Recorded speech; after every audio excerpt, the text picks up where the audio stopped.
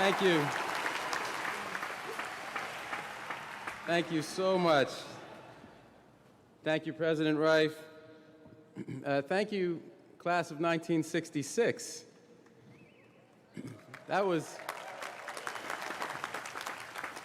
alarming, walking along and seeing 66 and then somebody saying, oh, it's their 50th. I almost had a heart attack. Time flies. And mostly thank you to the class of 2016.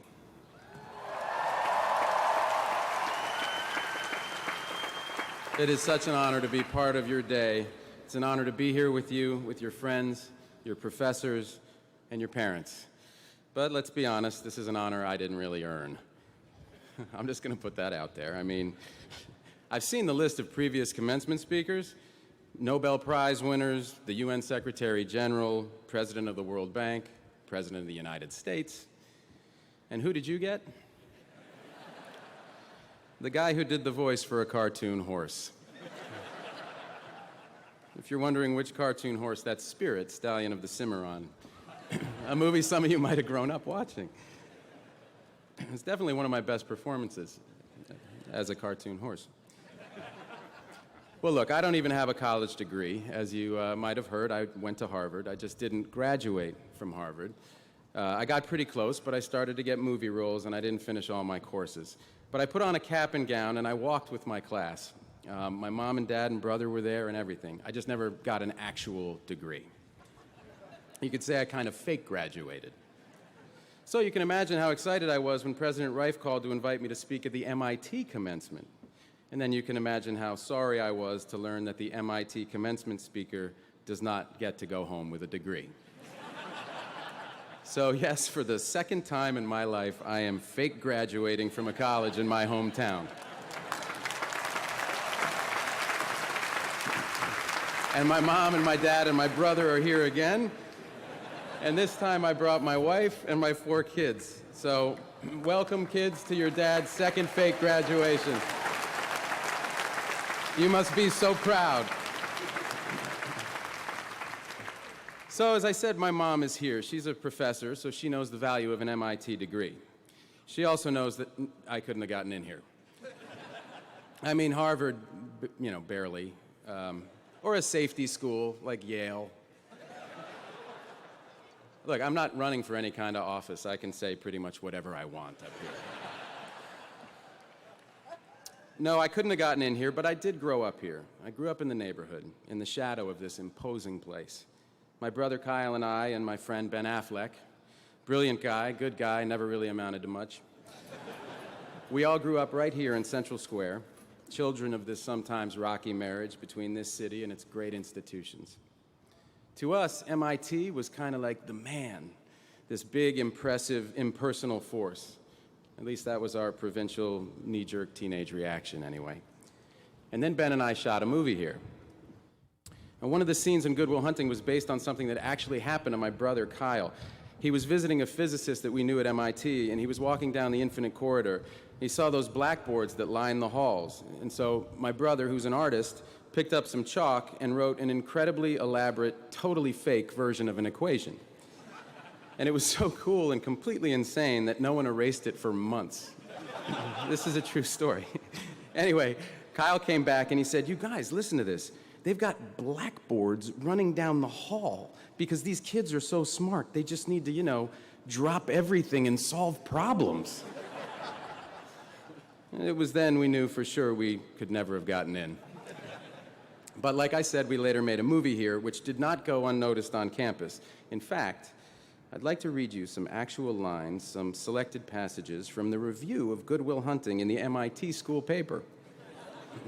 If you haven't seen it, Will was me and Sean is played by the late Robin Williams, a man I miss a hell of a lot. So I'm quoting here. Good Will Hunting is very entertaining, but then again, any movie partially set at MIT has to be. There's more. In the end, the reviewer writes, the actual character development flies out the window. Will and Sean talk, bond, solve each other's problems, and then cry and hug each other. After said crying and hugging, the movie ends. Such feel-good pretentiousness is definitely not my mug of eggnog. Well, that kind of hurts. But don't worry, I know now better than to cry at MIT. But look, I'm happy to be here anyway. I might still be a knee-jerk teenager in key respects, but I know an amazing school when I see it. We're lucky to have MIT in Boston, and we're lucky it draws the people that it does, people like you from around the world. I mean, you're working on some crazy stuff in these buildings, stuff that would freak me out if I actually understood it. Theories, models, paradigm shifts. I'm going to tell you about one that's been on my mind. Simulation theory. Most of you probably heard of this. Maybe you even took a class with Max Tegmark. But for the uninitiated, there's a philosopher named Nick Bostrom at Oxford, and he's postulated if there's a truly advanced form of intelligence out there in the universe, it's probably advanced enough to run simulations of entire worlds, maybe trillions of them, maybe even our own. So the basic idea, as I understand it, is that we could be living in a massive simulation run by a far smarter civilization, like a giant computer game, and we don't even know it. And here's the thing. A lot of physicists, a lot of cosmologists, they won't rule it out. I just watched a discussion online a few weeks back. It was moderated by Neil deGrasse Tyson of the Hayden Planetarium, and by and large, the panel couldn't and wouldn't give a definitive answer. Tyson himself put the odds at 50-50. Now, I'm not sure how scientific that was, but it had numbers in it, so I was impressed. But it got me to thinking, what if this, all of this, is a simulation? I mean, it's a crazy idea, but what if it is? And if there are multiple simulations, how come we have to be in the one where Donald Trump becomes the Republican nominee for president?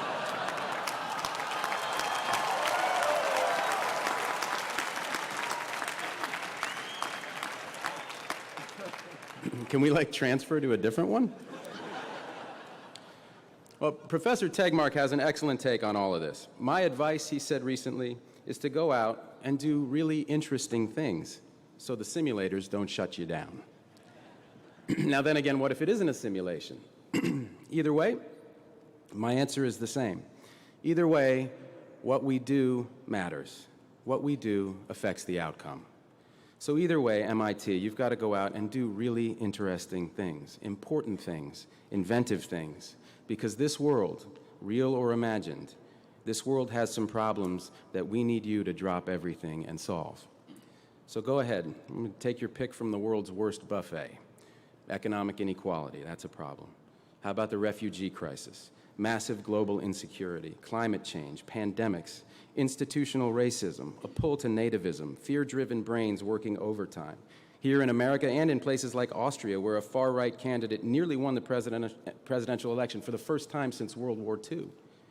Or the Brexit, for God's sakes, that insane idea that the best path for Britain is to cut loose from Europe and drift out to sea. I mean, what is Europe even going to look like in 25 years? And add to that an American political system that's failing. We've got congressmen on a 2-year election cycle who are incentivized to think short-term and simply do not engage with long-term problems. And add to that a media that thrives on scandal and people with their pants down, anything to get you to tune in so they can hawk you products that you don't need. And add to that a banking system that steals people's money. It's all right, I'm not running for office. By the way, while I'm on this, let me just say this to the bankers, specifically the ones who brought you the biggest heist in history. It was theft, and you knew it. It was fraud, and you knew it. And you know what else? We know that you knew it. So yeah, you sort of got away with it. You got that house in the Hamptons that other people paid for as their own mortgages went underwater. And you might have their money, but you don't have our respect. And just so you know, when we pass you on the street and look you in the eye, that's what we're thinking.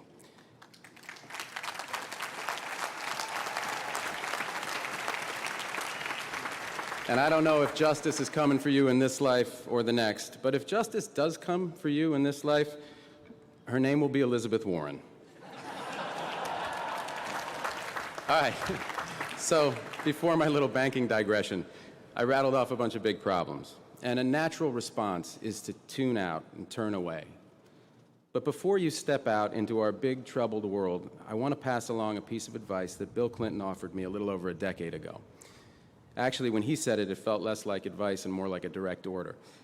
But what he said was, turn toward the problems you see. You have to engage and turn towards the problems that you see. Except it sounded like, turn towards the problems that you see. But when he said this to me, he literally turned his body for emphasis towards me. No, listen, it seemed kind of simple at the time, but the older I get, the more wisdom I see in this. That is what I want to urge you to do today, to turn towards the problems that you see and engage with them. Walk right up to them, look them in the eye, and then look yourself in the eye and decide what you're going to do about them. Now, in my experience, there is just no substitute for actually going and seeing these things. I owe this insight, like many others, to my mom. When I was a teenager, Mom thought it was important for us to see the world outside of Boston. And I don't just mean Framingham. She took us to places like Guatemala, where we saw extreme poverty up close, and it changed my whole frame of reference. And I think it was that same impulse that took my brother and me to Zambia in 2006 as part of the One campaign, the organization that Bono founded to fight desperate and what he calls stupid poverty and preventable disease in the developing world. And on that trip, in a small community, I met this girl, and I walked with her to a nearby bore well where she could get clean water. She'd just come home from school, and I knew the reason that she was able to go to school at all was clean water. Namely, the fact that it was available nearby, so she didn't have to walk miles back and forth all day to get water for her family like so many girls and women do around the world. So I asked her if she wanted to stay in her village when she grew up, and she smiled and said, no, I want to go to Lusaka and become a nurse. So clean water, something as basic as that, had given this child a chance to dream. And as I learned more about water and sanitation, I was floored by the extent to which it undergirds all these problems of extreme poverty. The fate of entire communities, economies, countries is caught up in that glass of water, something the rest of us get to take for granted. People at One told me that water is the least sexy and cool aspect of the effort to fight extreme poverty. And water goes hand in hand with sanitation, so if you think water isn't sexy, you should try to get into the shit business. But I was hooked already. The enormity of it, the complexity of the issue, it just hooked me. And getting out in the world and meeting people like this little girl is what put me on the path to starting Water.org with a brilliant civil engineer named Gary White. And for Gary and me, seeing the world and its problems, its possibilities, heightened our disbelief that so many people, millions, 660 million in fact, can't get a safe, clean drink of water or a clean private place to go to the bathroom. There are more people with a cell phone than access to a toilet on our planet. And this heightened our determination to do something about it.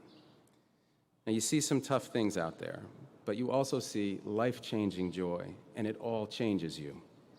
There was a refugee crisis back in '09 that I read about in this amazing article in the New York Times. People were streaming across the border of Zimbabwe to a little town in northern South Africa called Messina. Well, I was working in South Africa at the time, so I went up to Messina to see for myself what was going on. I spent a day speaking with women who had made this perilous journey across the Limpopo River, dodging bandits on one side, crocodiles in the river, bandits on the other. Every woman that I spoke to that day had been raped. Every single one. On one side of the river or both. And at the end of my time there, I met a woman who was so positive, she was so joyful. She had just been given her papers, so she'd been granted political asylum in South Africa. And in the midst of this joyful conversation, I mustered up my courage and I said, ma'am, do you mind my asking, were you assaulted on your journey to South Africa? And she replied, still smiling, oh yes, I was raped, but I have my papers now, and those bastards didn't get my dignity.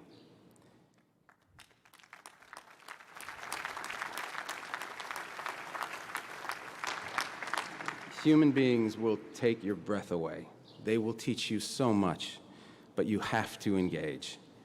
I only had that experience because I went there myself. It was difficult in many ways, but of course that's the point. There is a lot of trouble out there, MIT, but there's a lot of beauty too, and I hope you see both. But again, the point is not to become some kind of well-rounded, high-minded voyeur. The point is to eliminate your blind spots, the things that keep us from grasping the bigger picture. And look, even though I grew up in this neighborhood, in this incredible multicultural neighborhood that was a little rough at that time, I find myself here before you as a middle-aged American white male movie star. I don't have a clue where my blind spots begin and end. But looking at the world as it is and engaging with it is the first step towards identifying our blind spots. And that's when we can really start to understand ourselves better and begin to solve some problems. And with that as your goal, there's a few more things I hope you'll keep in mind. First, you're going to fail sometimes, and that's a good thing. For all the amazing successes I've been lucky to share in, few things have shaped me more than the auditions that Ben and I used to go on as young actors, where we'd get on a bus, we'd show up in New York, we'd wait our turn, we'd cry our hearts out for a scene, and then be told, okay, thanks, meaning game over. We used to call it being okay, thanks. And those experiences became our armor. All right, now you're thinking, great, thanks, Matt. Failure is good, thanks a ton. Tell me something I didn't hear at my high school graduation. To which I say, okay, I will. You know the real danger for MIT graduates? It's not getting okay, thanks. The real danger is all that smoke that's been blown up your graduation gowns about how freaking smart you are. Well, you are that smart, but don't believe the hype that's thrown at you. You don't have all the answers, and you shouldn't, and that's fine. You're going to have your share of bad ideas. For me, one was playing a character named Edgar Pudwacker. I wish I could tell you I'm making that up. But as the great philosopher Benjamin Affleck once said, judge me by how good my good ideas are, not how bad my bad ideas are.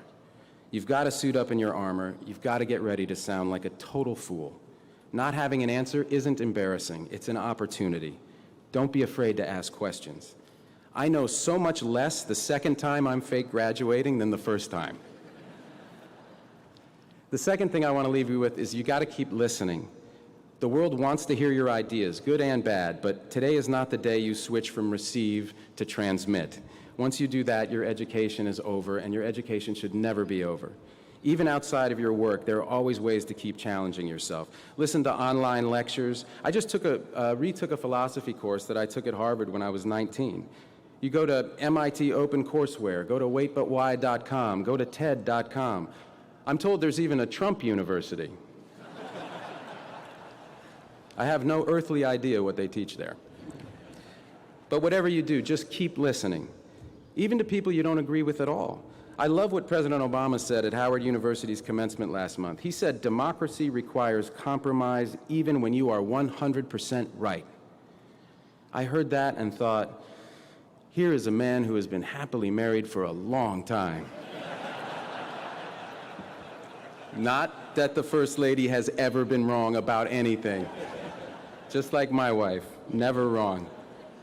Not even when she decided last month that in a family with 4 kids, what was missing in our lives was a 3rd rescue dog. That was an outstanding decision, honey, and I love you.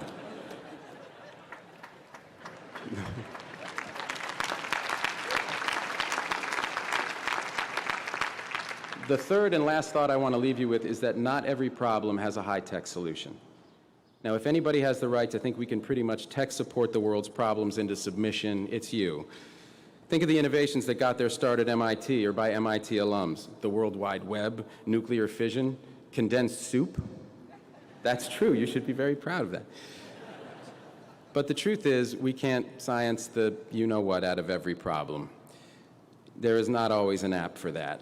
I mean, take water again as an example. People are always looking at some scientific quick fix for the problem of dirty and disease-ridden water, a pill you put in a glass, a filter, etc. But there's no magic bullet. The problem's just too complex. Yes, there is definitely, absolutely a role for science. There's incredible advances being made in clean water technology. Companies and universities are getting in on the game, and I'm glad to know that professors like Susan Murcott at D-Lab are focusing on water and sanitation. But as I'm sure she'd agree, science alone can't solve this problem. We need to be just as innovative in public policy, just as innovative in our financial models. And that's the idea behind an approach we have at water.org called Water Credit.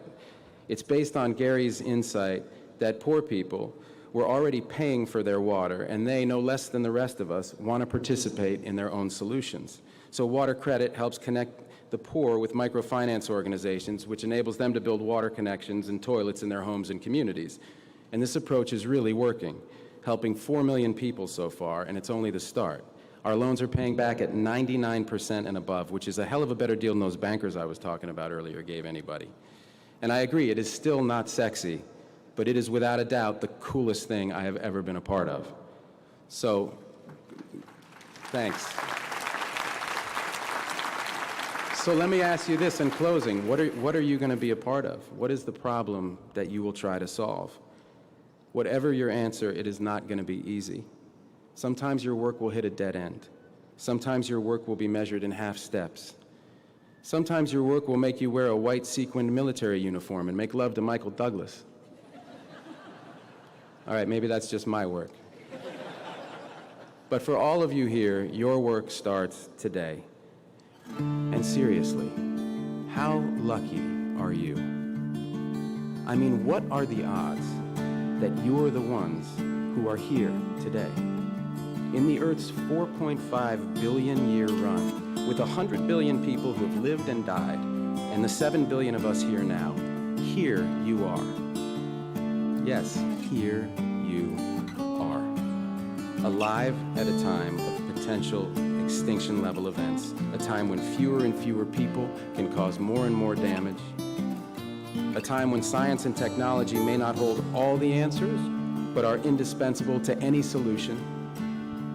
What are the odds that you get to be you right now, the MIT class of 2016, with so much on the line? There are potentially trillions of human beings who will someday exist or not, whose fate in large part depends on the choices you make, on your ideas, on your grit and persistence and willingness to engage.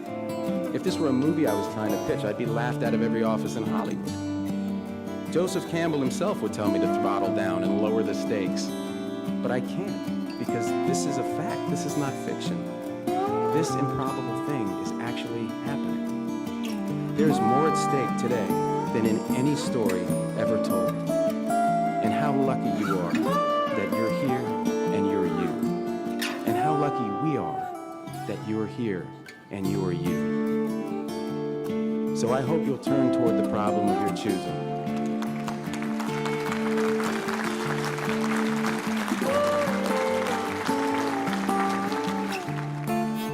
I hope you'll turn toward the problem of your choosing. I hope you'll drop everything, and I hope you'll solve it. This is your life, class of 2016. This is your moment, and it is all down to you. Ready, player one, your game begins now. Thank you. Congratulations.